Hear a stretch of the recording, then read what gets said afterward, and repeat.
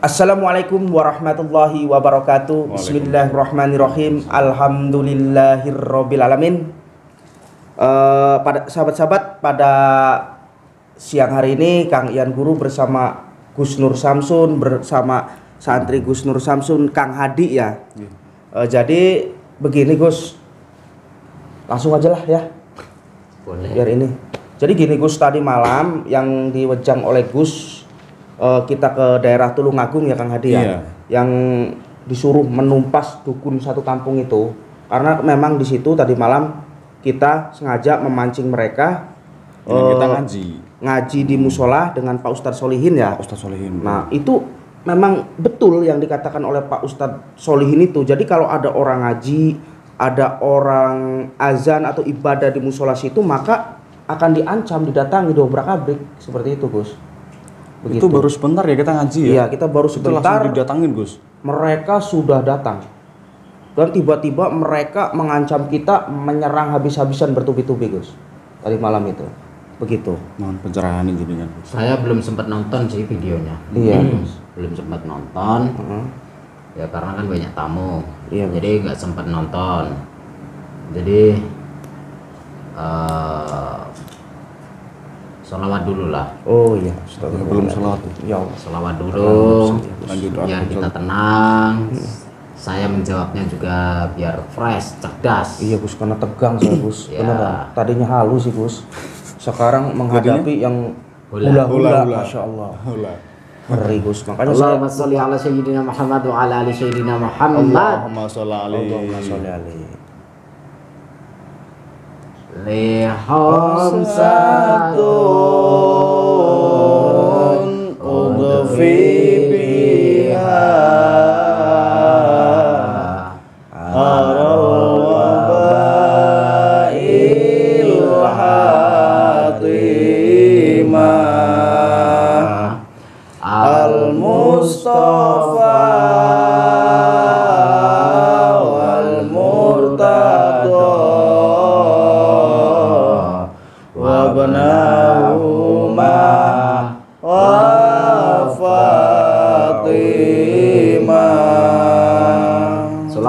Salawat kepada junjungan Nabi Agung Muhammad Sallallahu Alaihi Wasallam. Kita semua kelak di yaumul akhir kiamat nanti mendapatkan syafaat baginda Rasul, dan tentunya jangan pernah tinggalkan sholat dan tadarus Quran.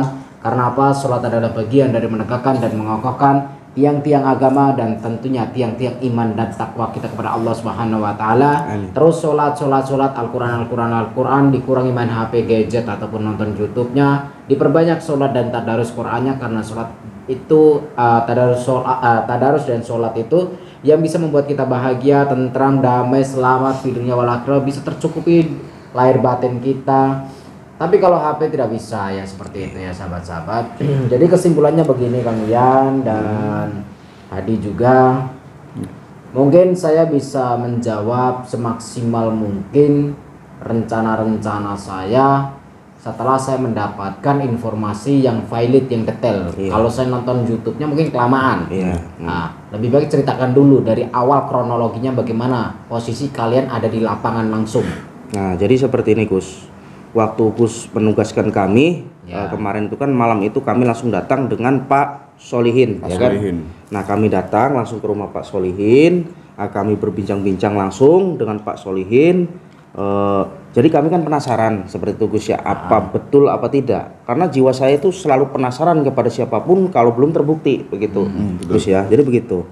Jadi saya dengan Kang Hadi, dengan Pak Solihin, Pak Solihin ini tadinya nggak mau, intinya takut ya ngaji di musola itu, takut kalau diancam gitu. Iya, takut diancam, intinya takut diobrak-abrik dan takut musolanya itu dibakar.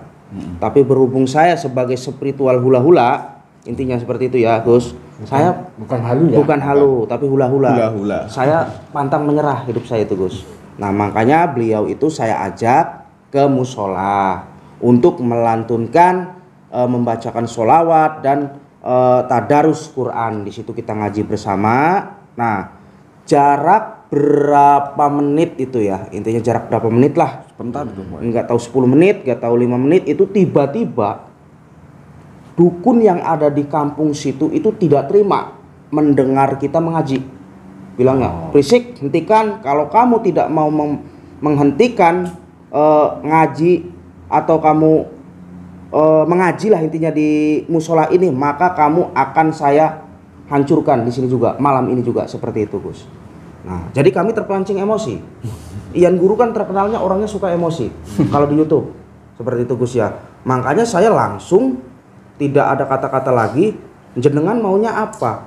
Kok bisanya musola ini ada orang ibadah dilarang oleh jenengan? Karena saya berani ke sini diutuskan oleh Gus Nur Samsun untuk menyadarkan kalian semua. Padahal kalian udah cerita seperti itu. Sudah cerita seperti itu. Nah, tiba-tiba dia menyerang bertubi-tubi lah. Jadi yang menyerang pertama mereka menyerang pertama, menyerang si siapa? Pak Solihin. Diginiin. Ya, Pak Solihin diserang. Orang tua diginiin. Maksudnya diginiin, dicengkiwing gitu. Dicengkiwing, tadinya mau dipukul, entah tahu mau diapakan. Nah, terus diserang oleh Kang Hadi. Nah, sesudah itu bla pertempuran kita di musola itu, ini tempat musola, tidak bisa untuk dibawa ribut. Kalau memang mau ribut kita keluar. Nah, kita keluar ribut di situ. Seperti itu, Bu. Masa keluar kemana? Keluar dari musola. Keluar dari musola. Oh, keluar dari musola. Iya, seperti itu. Ke halaman. Keluar dari musola, kita bawa halaman seperti itu. Nah, di situ itu statusnya posisi musola itu seperti apa sih sama rumahnya Pak Solihin? Itu gini Gus, ini musola. Sebelahan. Terus ini rumahnya Pak Solihin. Dekat Gus. Jadi memang ini kan musola ini jadi ceritanya itu warisan dari orang tuanya Pak Ustadz Solihin. Amanah lah. Amanah. Jadi beliau ini mengamanahkan kepada Pak Ustadz Solihin untuk mengurusi musola itu. Ya. Untuk diisi ibadah atau mengajak masyarakat di situ. Cuma masyarakat di situ itu tidak ada yang mau ibadah satupun di musola itu. Karena takut apa? itu. Takut, Gus. Takut diancam dukun. Diancam oleh dukun yang ada di situ. Bahkan itu bener itu. ini bener Gus, nggak main-main ini. Sampai di sana langsung ini nggak main-main. Bahkan satu kampung itu mendukung dukunnya. Dukun itu, malah mereka itu mengikuti dan belajar ilmu santet semua di situ itu Gus. Yang maksudnya yang belajar itu siapa? Ya orang kampung di situ, warga di situ. Warga di situ pada belajar juga. Pada belajar juga Gus, begitu. Oke, jadi kesimpulannya begini. Saya menyikapi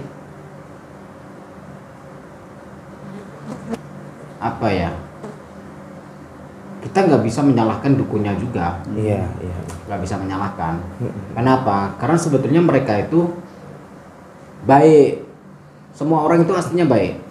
Yang menjadi jahat itu karena di dalam dirinya manusia itu, di otaknya si manusia ini, di dalam hatinya, jiwanya si manusia ini masih nyentel para setan, jin dan sebagainya, iblis. Jadi yang perlu disalahkan itu bangsa-bangsa iblis ini, setan-setan ini yang menggoda manusia. Ya, yang menggoda, yang menyesatkan, yang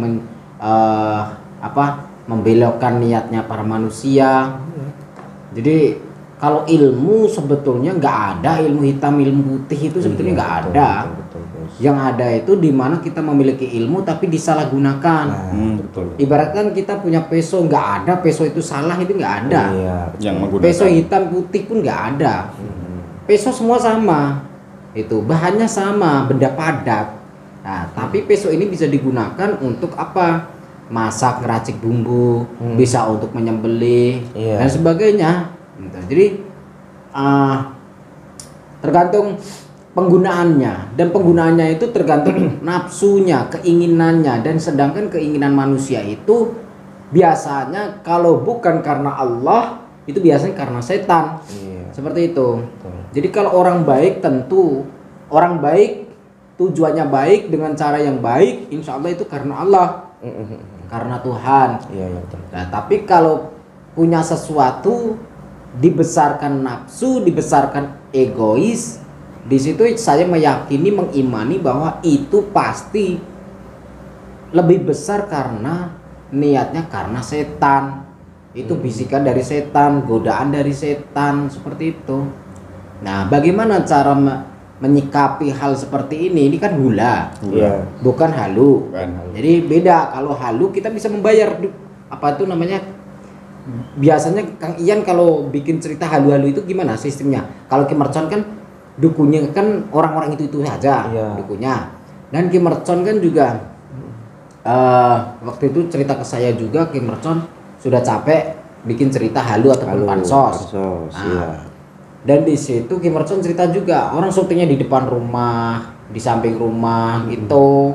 Nah itu orang-orang sendiri dibayar, digaji dan sebagainya. Lah kalau Kang yang sendiri gimana itu? Ya sama saja intinya seperti itu. Sama. Seperti itu sama. Tidak dekat rumah. Iya tidak jauh seperti Ki Mercon ya seperti itu. Terus channel sebelah seperti itu. Tetangga itu. Jadi seperti itu sama saja. Jadi kadang-kadang kalau ada duit ya saya bayar, ayo main konten. Ada duit, kalau nggak ada duit ya ngecaprak biasa lewat pansos. Saya kemarin itu ngecaprakin siapa itu, saya terus Kidarto. Iya itu pansos kan lumayan piuras 1.000-2.000 juga kan buat beli pulsa. Gitu. Iya Gus. Nah gitu. jadi kesimpulannya gini, saya menyikapi dari cerita kalian tadi sama Kang Ian, dimana saya menyimpulkan ambillah langkah, coba nanti malam datang ke sana atau setelah live ini kalian berangkat datang lagi ke sana. Siap. Nanti malam coba bilang sama Pak Solikin suruh mengantarkan ke rumahnya si dukun tersebut. Iya. Oh, serem. Dukunnya namanya itu siapa? Mbah Yoto ya? Mbah Yoto itu Yoto sama Mbah Dadung. Soalnya disebut terus tuh, Gus. Bilangnya sakti, gitu loh. Nggak ada yang sakti. Iya, makanya itu Itu bukan manusia itu. Iya, jadi intinya manusia di muka bumi itu tidak ada yang sakti, tidak ada yang hebat selain Ada yang Allah sakti. Subhanahu wa taala. Subscriber. Kalau nggak ada subscriber kita nggak dapat pulsa. Betul. Dan yang lebih sakti juga dukun 43 juta. Ya. Itu lebih sakti. Iya, itu 43 juta luar biasa ya. Luar biasa. Jadi nanti malam datang ke sana, coba diajak Pak Solikin. Nanti saya bekali Kang Ian, bawa saja itu tongkat komando saya. Siap, Gus. Untuk mewanti-wanti, saya coba tunggu informasi karena saya pengen istirahat dulu. Iya, siap. Pengen istirahat Insya Allah, dulu. siap. Ya. Dan di sini saya juga pengen menginformasikan kepada masyarakat, netizen, istri saya masih hamil, belum melahirkan. Kemarin tuh ada yang WhatsApp itu katanya, Gus, ada orang yang bilang katanya istrinya sudah melahirkan. Belum. Kalaupun melahirkan, saya juga nggak butuh, tidak butuh biaya ataupun bantuan sumbangan, tidak. Saya kan sultan. Iya, Ya. Sultan. Sultan saya, susu campur ketan. Ya. Benar. Itu. Jadi saya nggak butuh, saya nggak pernah minta sumbangan atau apapun, saya nggak pernah. Gitu. Karena yang lahir itu adalah anak saya, yang melahirkan adalah istri saya, itu tanggung jawab saya tidak mau minta. Cukup subscribe dan ditonton video saya itu udah bahagia sekali saya. Alhamdulillah. Udah bahagia Mantap. sekali. Ya, Masa masih kurang minta bantuan, miskin amat jiwa saya kalau kayak gitu. Iya. Gak ada namanya santri saya minta kayak gitu. Kalaupun ada itu gadungan, Penipuan itu. penipuan. Gak ada. Hati-hati intinya kita. Jadi selesai lab ini, Kang Ian sama Hadi berangkat Siap. bersama sopir, bawa kameramen. Kameramen siap ya? Iya. Ya. Oke, kalau begitu kameramen udah mandi tadi? Udah. Ya. Udah mandi. Oke, tapi kok baunya sampai sini ya? Katanya udah mandi. Ngerokoknya jangan kuat kameramen, kamu ngerokok terus itu dari tadi malam itu ngerokok terus. Sampai badanmu itu kayak Doraemon itu. Iya. Kayak Nobita. Berapa menit kameramen? 14. 14 menit. Ya. Oke, sahabat-sahabat, jadi bentar lagi Kang Ian sama Kang Hadi akan packing berangkat ke sana, nanti langsung aja pulang ya. Siap. Siap. Apapun kondisinya langsung pulang, menang atau kalah langsung pulang. Jadi gini Gus ya, saya mungkin dengan Kang Hadi ya, saya akan ke Tulungagung lagi ke tempat Pak Solihin. Karena yang tahu rumahnya Mbah Dadung sama Mbah Yoto itu hanyalah Pak Ustadz Solihin. Jadi makanya kita terus telusuri sampai tuntas ya kan. Terus. Nanti malam bila perlu saya serang itu rumahmu Gus. Ya santai pelan-pelan. Iya Gus, udah nggak kuat Gus. Tapi kan Sampai cuma berdua, Iya, nggak iya. ada saya. Oh iya bener Gus. Sampai berdua nggak ada saya. Ini hula bukan halu. Iya, iya, Gus. Hati-hati. Hati-hati, Gus, Mereka ya. satu kampung. Heeh. Nah kalau mereka teriak-teriak maling gimana? Iya Gus. Itu.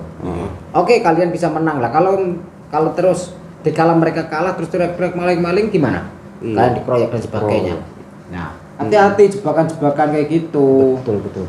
Jadi jangan mudah kita lah ini pesan saya nih.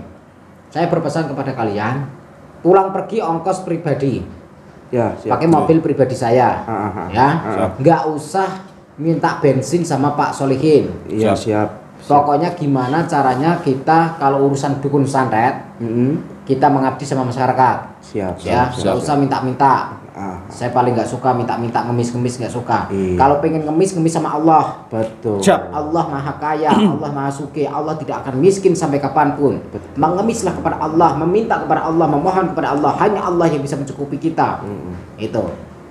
Iya, betul. Seperti itu ya. Ya, siap. Tauhidnya dikuatkan lagi. Itu. Insya Allah. Insya Allah ya Kang Ian. Kalau masalah ketauhidan, insya Allah saya akan lurus untuk menambah keimanan kita kepada Allah. Insya Allah. Nah, ya wes gitu aja persiapan ya. Kameramen persiapan. Kalau belum makan dulu. Ya sudah sahabat-sahabat, begitu saja ya. Mungkin mereka akan persiapan. Saya itu masih istirahat dan ada project ini, ada bisnis yang harus saya jalankan. Saya rencana mau lagi persiapan buka biro haji umroh. Di mana saya akan mengabdi kepada masyarakat yang berniat ingin ibadah ke Haromain atau ke Masjidil Haram dan Madinah. Amin. Atau Masjidil Nabawi seperti itu. Amin. Terima kasih dari saya Nur Samsun Al-Fakir bersama Kang Ian dan Hadi. Akhirul kalam, assalamualaikum warahmatullahi wabarakatuh. Jangan pernah lupa doakan mereka berdua dan jangan pernah lupa salam puter tasbih, waco, sholawat.